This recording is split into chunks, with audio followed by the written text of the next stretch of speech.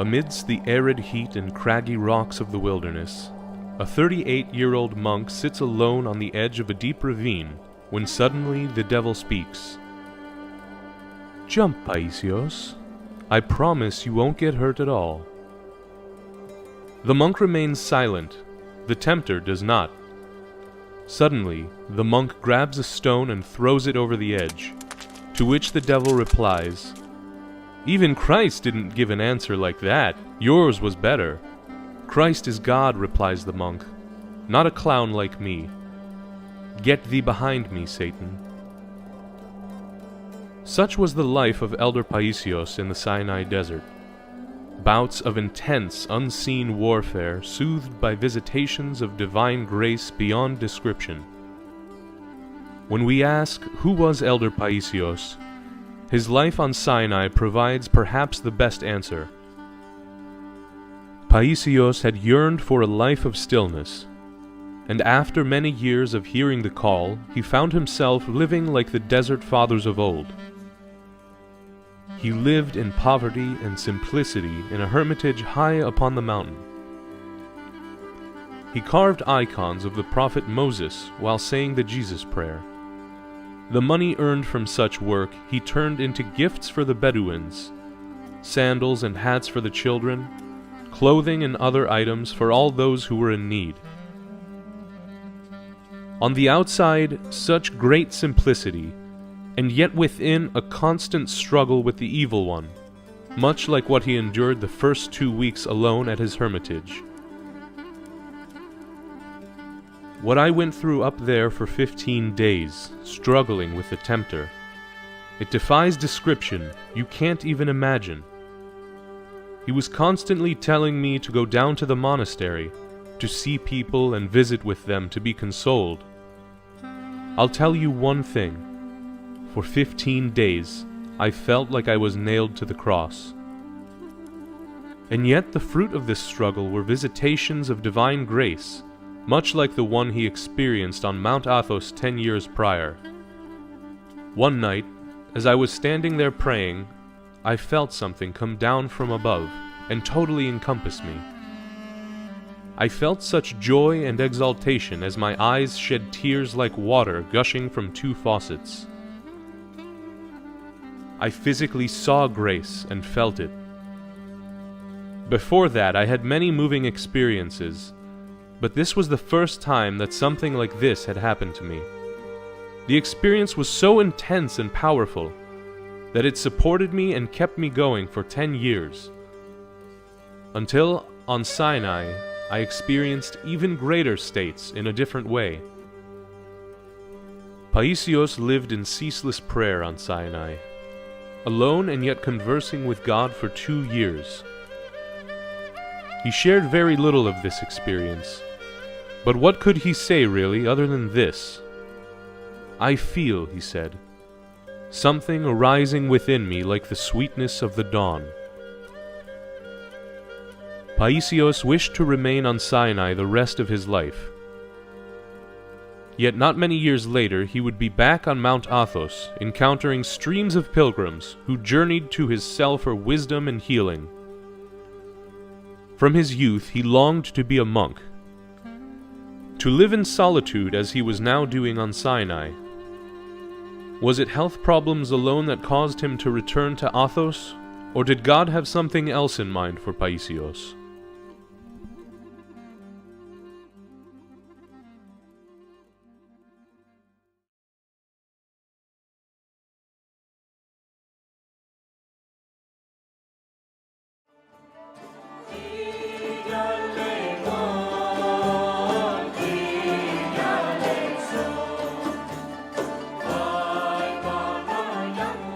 From the start, history and the prophetic word of a saintly elder greatly influenced the life of Saint Paissios. He entered the world on July 25, 1924, in the village of Farasa in Cappadocia of Asia Minor. His parents prepared him for an early baptism due to the forthcoming exchange of populations between Greece and Turkey. The priest-monk Arsenios, who a year prior had foreseen the coming exchange, requested that all unbaptized children of Farasa receive the sacrament before undertaking such a dangerous journey. When Paissios' parents brought him forth, they declared that they wanted to name him after his grandfather. Arsenios replied, "It is right for you to want to leave a boy behind to follow in his grandfather's footsteps. But don't I want to leave a monk behind to follow in mine?" Turning to the godmother, he said, "Arsenios is the name you will give him." He also inherited the strong character and rich spiritual tradition of the Christians of Cappadocia. Their long history can still be seen in the underground caves and churches of Korama Valley, and can also be witnessed through the lives of the Cappadocian fathers. Even after the fall of Constantinople in 1453, many martyrs and saints, like Saint Arsenios, came forth from Cappadocia to inspire and lead the Christians who were living under the harsh yoke of the Ottoman Turks. Now, just as Paissios entered the world, his family and all the Christians of the region were being uprooted from their home and possessions.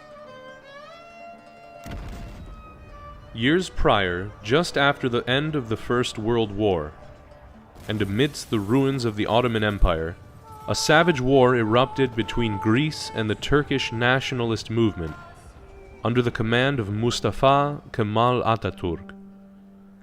Many died on both sides, including millions of Greek, Armenian, and Assyrian Christians, who were subject to Turkish ethnic and religious cleansing.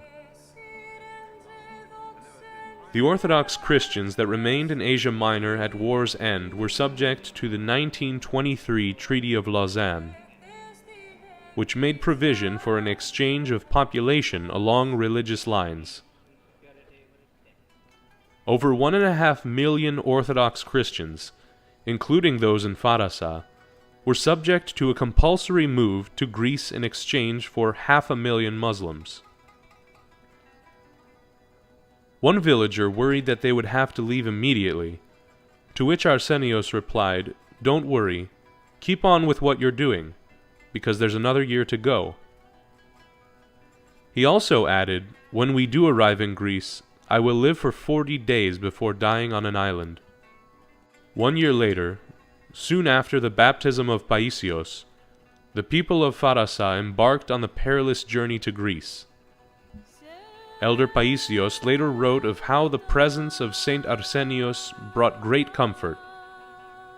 One can see that while being in the midst of that human abandonment, on the road of hardships, Holy Father Arsenios was also united with God and continually dispensing divine grace, making those around him feel the presence of a divine security. Many arrived in Greece safely, and 40 days after, just as Saint Arsenios had foreseen, he reposed on the island of Kerkyra. Though an infant at the time, Elder Paissios always remained sensitive to the plight of refugees for the rest of his life. But even more so, the life of Saint Arsenios had a profound effect on him. "I am deeply indebted to Father Arsenios," he later wrote, "both for the name he gave me together with his holy prayers at the baptismal font, as well as for the few books of his, on which I later weaned as a young boy." Elder Paissios would later write the biography of Saint Arsenios.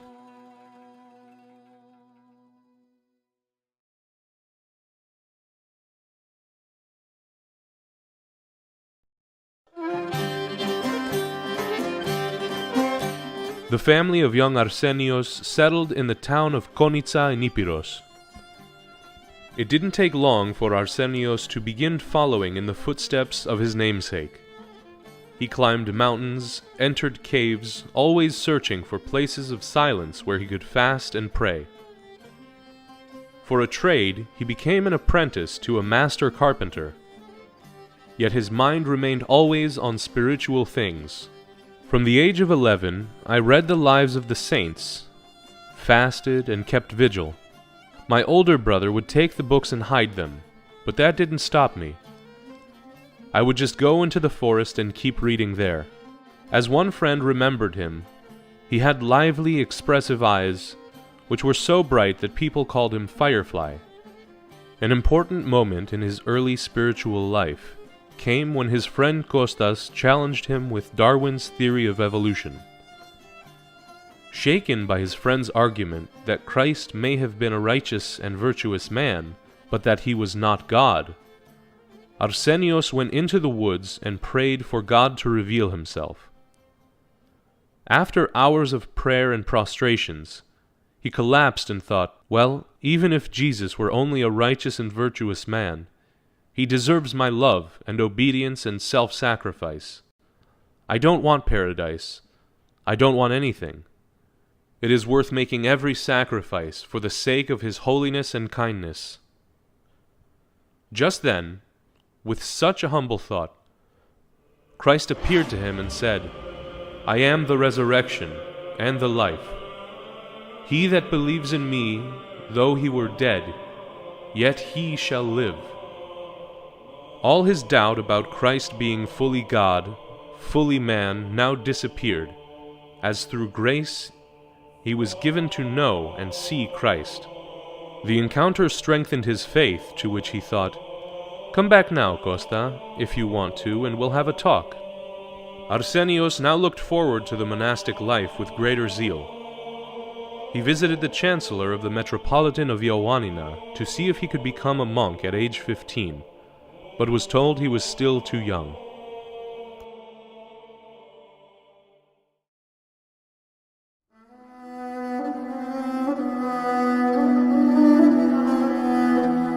Arsenios spent his remaining teens and early 20s during a tumultuous time in the history of Greece.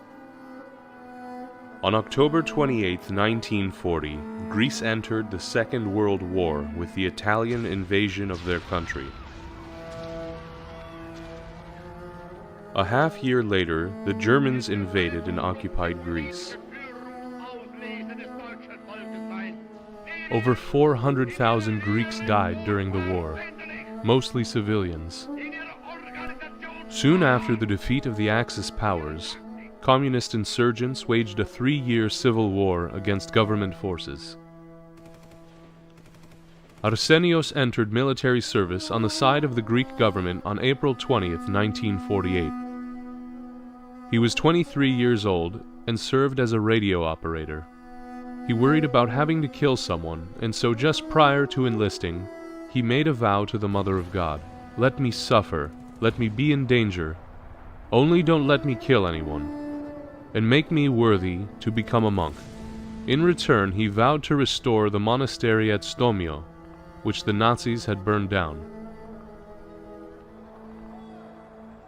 He sacrificed for other soldiers, taking the place of married men on dangerous missions, and volunteering to serve when others needed time for leave. He displayed extraordinary goodwill despite harsh circumstances, always prayerfully and with his mind on God. His fellow soldiers at first thought him odd, but came to love him. Once with his unit surrounded, Arsenios stood, wrapped in prayer, as bullets whizzed past him. His friends watched in amazement. Soon, air support came and relieved their position.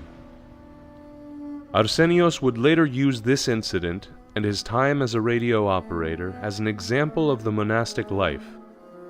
Monks are the church's signalmen. When they make contact with God through prayer, then God comes and helps even more. Arsenios received his honorable discharge on March 21, 1950.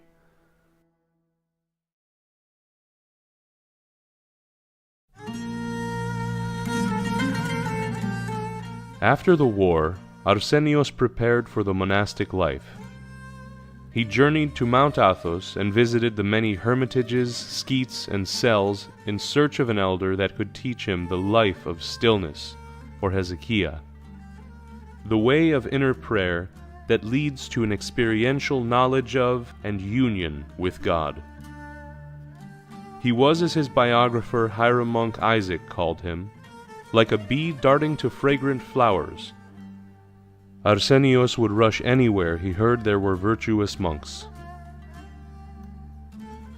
But Arsenios' first encounter with an undiscerning zealot disappointed him. So he departed for the skeet of St. Anne, only to take a wrong turn and instead head toward the peak of Mount Athos. Suddenly, an elderly anchorite with a radiant face and ragged habit appeared before him. "My child, this is not the path to St. Anne's," he said before Arsenios even uttered a word. "Where do you live, elder?" asked Arsenios. "Somewhere round there," he replied, pointing to the peak before disappearing. The encounter with this luminous and unknown anchorite greatly impressed Arsenios. Thoughts filled my mind, and so I related the incident to some experienced elder who told me that would have been one of the righteous anchorites who live invisibly at the peak of Athos. Arsenios didn't find exactly what he was searching for on his first visit to the holy mountain, but the experience deepened his desire to live the monastic life. He returned home to help his father and to provide for his sisters, but after some time and through intense prayer seeking God's will, he once again journeyed to the holy mountain, this time to stay.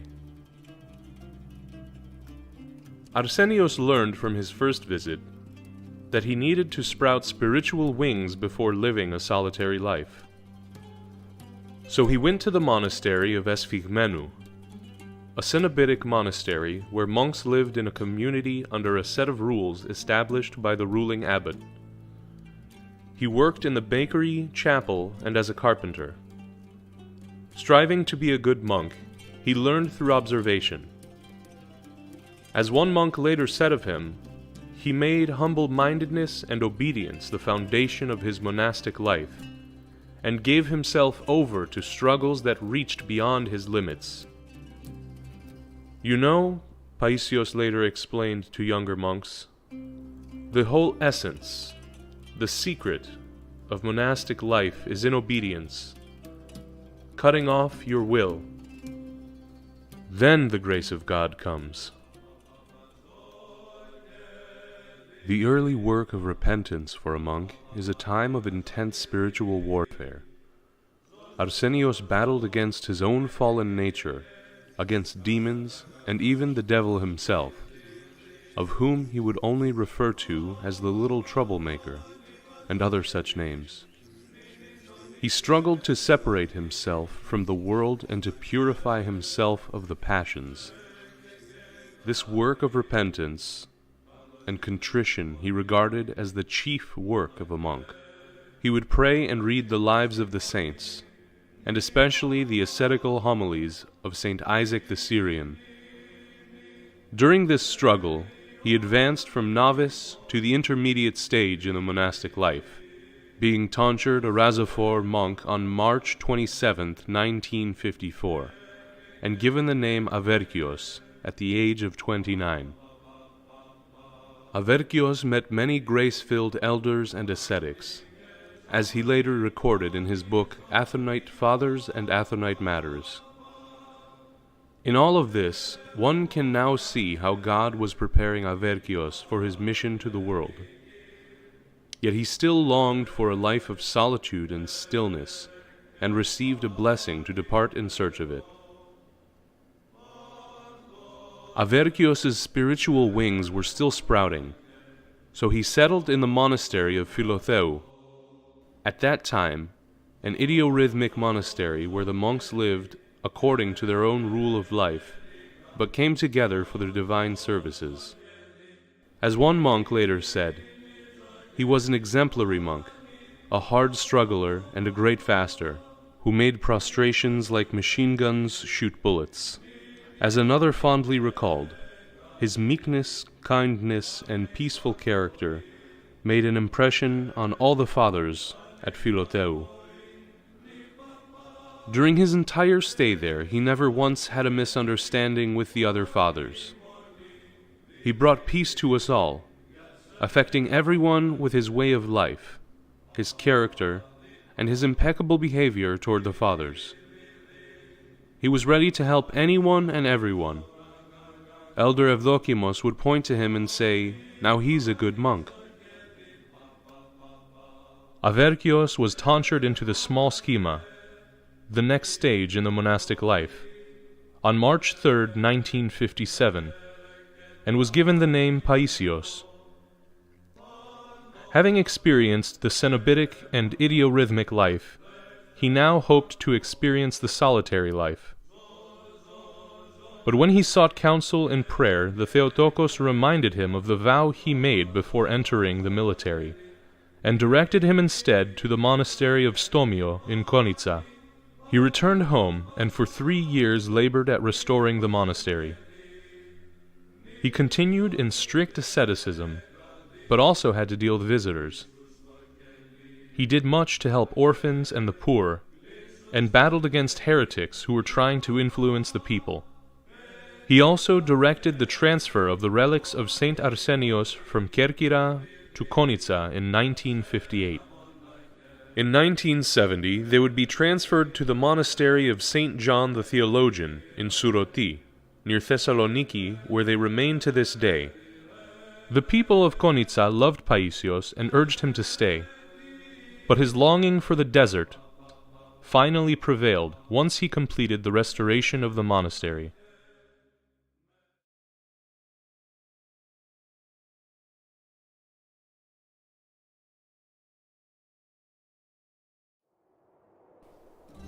The demon often troubles me, even though I have driven my flesh to exhaustion, wrote Paissios in a letter while on Mount Sinai.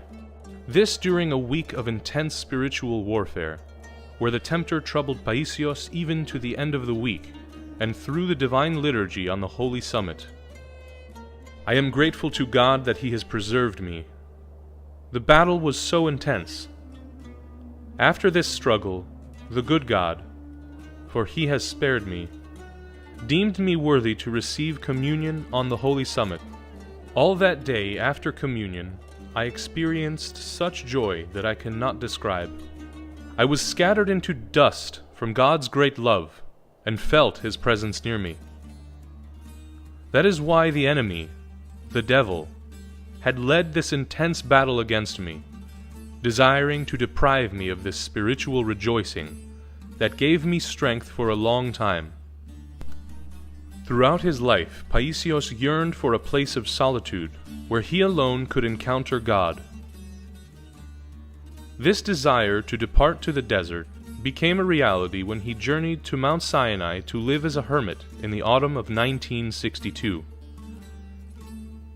He stayed in the ascetic hermitage of Saints Galaktion and Epistemi, and where he once needed to sprout spiritual wings, he now soared like an eagle. As he later wrote, when one departs for the desert, away from the world and material things, his heart immediately gathers close to God, and then the heart no longer has heartfelt desires for anything else besides God.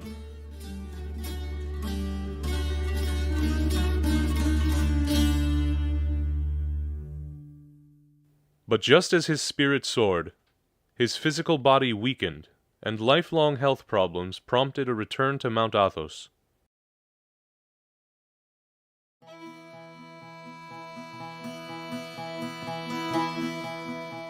Returning to the holy mountain, Paissios settled at the Hermitage of the Archangels, part of Iveron Monastery, in May of 1964. Even here, the fruit of the desert did not depart him. He also spent time with Elder Tikhon, his beloved spiritual father who had come to Mount Athos from Russia in 1908 at the age of 24. On January 11, 1966, Paissios received the great and angelic schema from Elder Tikhon at the Hermitage of the Holy Cross. Later the same year, Paissios had part of his lungs removed. It was during this time of hospitalization that he began a long friendship with the young sisterhood of Saint John the Theologian in Suroti, just outside of Thessaloniki. The sisters donated blood to which Paissios was most grateful. He later contributed materially and spiritually to their effort to build a monastery. Elder Paissios also found time to dwell in remote Katunaikia, a group of cells on the rugged and remote southern side of the Athonite Peninsula. At this time, pilgrims began actively seeking him out, and were thoroughly changed by the encounter. Like the seminary student whose unbearable problem found immediate relief through the elder's simple advice. As the student later recalled, I left full of joy, convinced that there was a path opening for me on the horizon. The elder's intervention decisively affected the rest of my life. At Katunaikia, Paissios continued to experience divine visitations. As he later recalled, once as I was saying the Jesus prayer in the middle of the night, great joy welled up within me. I continued to say the prayer, and suddenly my entire cell was filled with light. It was white with a slight tint of light blue. My heart beat sweetly. I continued to say the prayer with the prayer rope until the sun came up. The light was so bright. It was brighter than the light of the sun. The sunshine was nothing in comparison. I looked at the sun, and its light seemed washed out to me, like the light of the full moon. I saw the light for quite a while. Afterward, when the light had dissipated and the grace with it, I couldn't find any consolation or joy anywhere. I had fallen from a higher state to a lower one, so I looked at myself like an animal. Paissios dwelled now on the heights of Theoria, seeing God's uncreated light active in the world around him. Though he continued to struggle with his physical health, he was fully illuminated by the grace of God and lived as a vessel from which others could benefit physically and spiritually. Like Theodore from Xanthi, Greece, who began losing weight and felt greatly fatigued due to a viral infection, he wrote a letter to the elder to ask for advice on whether he should seek special treatment or just trust in the providence of God and his local doctors. Theodore's condition worsened the next day, so he entered the clinic. After 4 days of intense pain, his doctors found him collapsed on the floor. But as Theodore recalls, things changed a day later. On Sunday morning, I woke up and felt an indescribable strength in my body and soul. Yesterday, the doctor told me, "You were in awful shape. I can't explain it at all." Theodore fully recovered and several months later visited Elder Paissios. "How are you, Theodore?" he asked me. "Are you well now?" I supposed he was asking because I had written a letter. "I'm very well," I answered him. "You got my letter, right?" asked Elder Paissios. I paused, thinking to myself that I hadn't received any letters from him. But before I could answer, he said, "I didn't write you a letter, but I answered you in my own way." I felt an earthquake inside me, Theodore recalls, and realized that the elder had made me well by his prayers. "Yes, elder," I answered. "I got it." I was greatly moved. After I venerated the icons in the chapel, I went outside and wept profusely.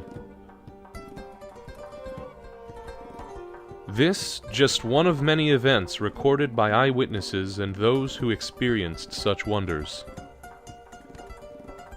In August of 1968, the elder went to the monastery of Stavronikita to assist with its revival. He received many visitors and letters there, and remained in contact with his elder Tikhon. Paissios stayed by his elder's side until his repose in September of 1968.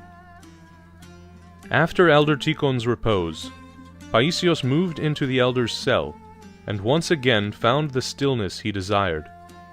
"Now that I've been freed from the monastery by the grace of God, and I find myself in sweet stillness, which is mystical prayer on its own, I'll remember you more often, and even from very far away." I'll be very close to you. Pray that I'll disappear from the scene and that other people won't find me, because that's the only way I'll accomplish my mission. It's true, when I hide away, then I feel myself draw near to the troubled world. And yet in time, it was the world which drew near to him, as monks and pilgrims increasingly visited him for spiritual advice and healing. After 11 years, the elder left the hermitage of Holy Cross for a hermitage called Panaguda, which is at the foot of a hill and close to the trail that connects Carriès with Iviron Monastery. He realized that pilgrims could more easily visit Panaguda, and so there he remained for 14 years.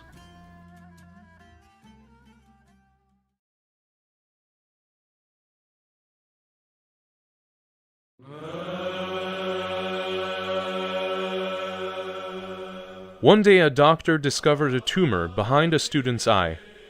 The student and his father visited Elder Paissios a few days later. "Don't worry, it's nothing," the elder said with confidence. Later the next week, when the student arrived for surgery, the doctors discovered that the tumor had disappeared. The accounts of such events are numerous. Through his prayer, the Holy Spirit worked miracles, wonders, and things beyond our understanding. In his later years, the elder became an endless vessel of grace, which poured out healings and wonders to all who sought his counsel.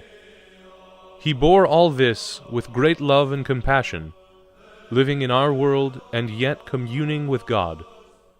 He experienced divine visitations from Christ, the Theotokos, Saints Arsenios, Euphemia, and several other saints. The elder received pilgrims throughout the day, dedicating the night to God in prayer, vigil, and spiritual struggle. He slept only a few hours, using as much of his energy as he could to help others.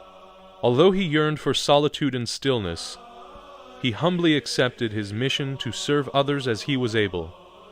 As Hieromonk Isaac wrote, God and suffering people became the two axes around which his whole life revolved.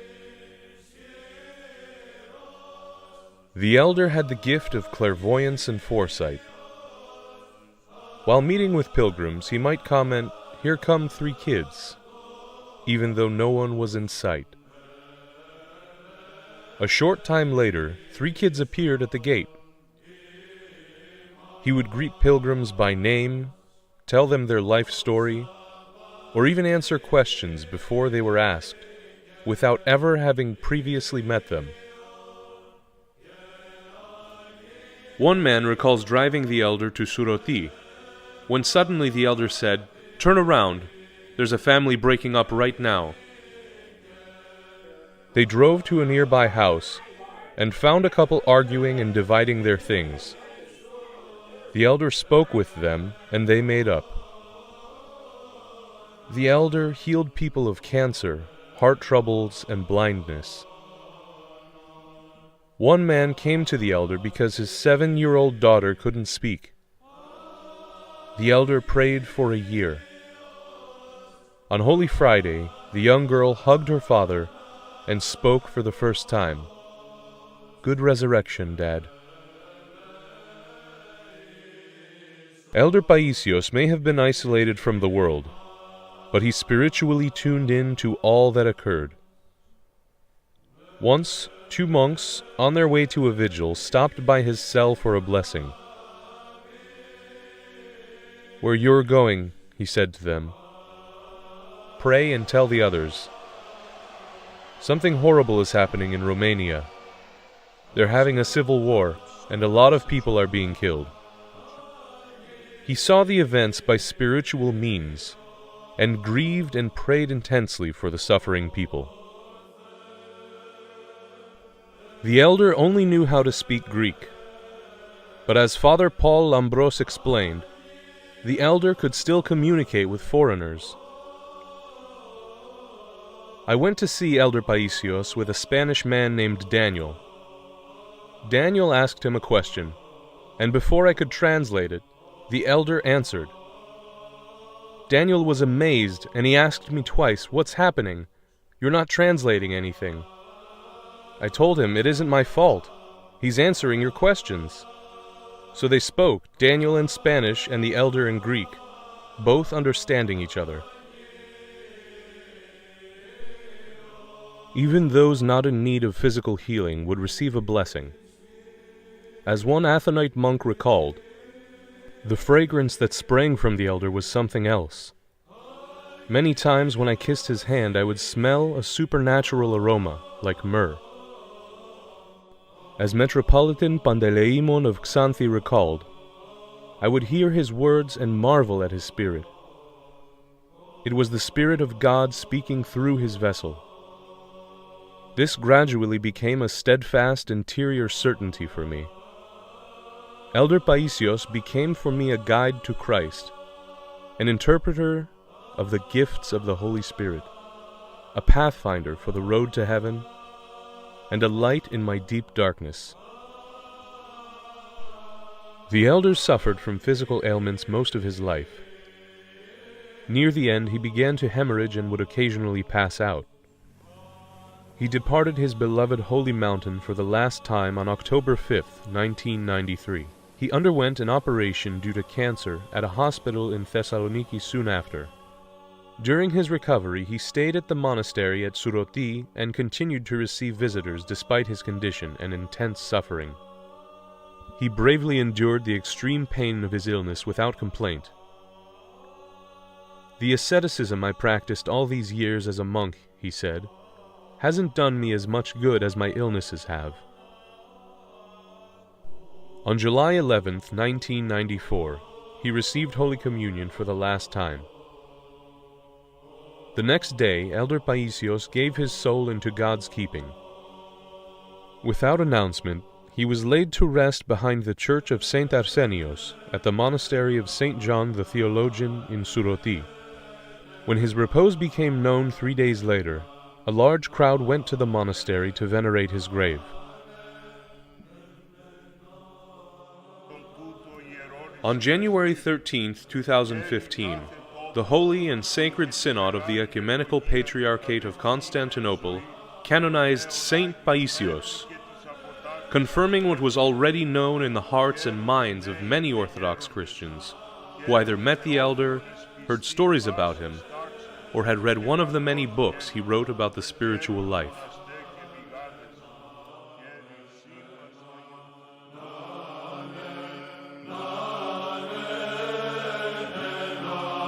Ο φοβερότερος εχθρός του διαβόλου δεν είναι άλλος, είναι η ταπείνωση. Ας ακούσουμε και τον Κύριον μας ότι οι δαίμονες αποδιώκονται με την προσευχή και την νηστεία.